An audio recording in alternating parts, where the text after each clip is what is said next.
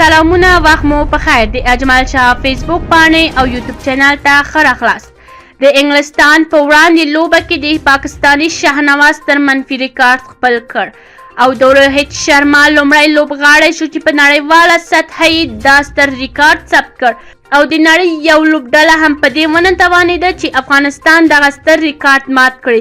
نور جزئیات په همدې ویډیو کې وګورئ. یوټیوب چینل لایک او سبسکرایب کړئ. د انګلستان خلاف درېیمه شلوریزه سیالۍ کې د پاکستان ماتې سربیره په شاهنواز هم لوی منفي ریکارډ جوړ شو.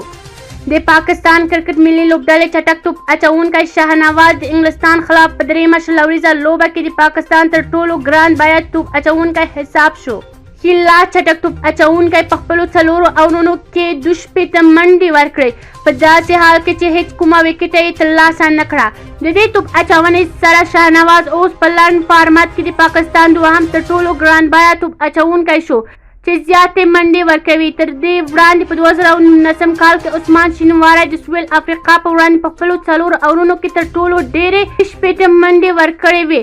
په مجموعي توګه د سریلانکا توپ اچوونکی ګاسنو راجتیا تر اوسه د شلوریزو فارمټ تر ټولو ګران بیه توپ اچوونکی دی. نوموړی په 2019 کال کې په اډلېټ کې د استرالیا خلاف 50 منډو پرته له کومې وکټې اخیستو ورکړې وې. باید یادونه وشي چې انګلستان په درېیمه شلوریزه سیالۍ کې پاکستان ته په 222 منډو هدف ټاکلی و چې پاکستان یې په ځواب 158 منډې وکړې او په 63 منډو په توپیر یې لوبه وبایلله. روهیت شرما لومړی لوبغاړی شو چې په نړیواله سطحه کې دا ستر ریکارډ ثبت کړ. د هندوستان د کرکټ ملي لوبډلې لوبغاړی او لوبډلمشر روهیت شرما وتوانېد چې یوه ستره نړیواله ریکارډ ثبت کړي. نوموړي داسې یو ریکارډ ثبت کړی چې هیڅ نړیواله کرکټر تر اوسه په شلوریز فارمټ کې نه دی ثبت کړی. یوازینی همدا روهیت دی چې دا ریکارډ یې جوړ کړی. روهیت شرما بیګا شپه په خپل لوبډلمشري کې استرالیا هیواد په دوهمه شلوریزه نړیواله لوبه کې ماته ورکړه. دا لوبه لومړی د باران له امله وځنډېد یا وروسته 8 اورونو ته راښکته شوه چې روهیت پکې په 20 توپونو 40 چټکې منډې جوړې کړې او د استرالیا هدف یې په اسانۍ سره ثبت کړ. همدې لوبه کې روهیت شرما یوه ستره او تاریخي ریکارډ ثبت کړ. نوموړي وشو وکولی چې په شلوریز کرکټ کې تر ټولو نړیواله توپوهونکو زیاتې بونډریانې راولي یعنی زیاتې څلوریزې او شپږیزې ووهي. روهیت تر اوسه په دې فارمټ کې 504 شپږیزې او څلوریزې وهلې دي چې بل هیڅ لوبغاړي دا کارنامه نه ده کړې.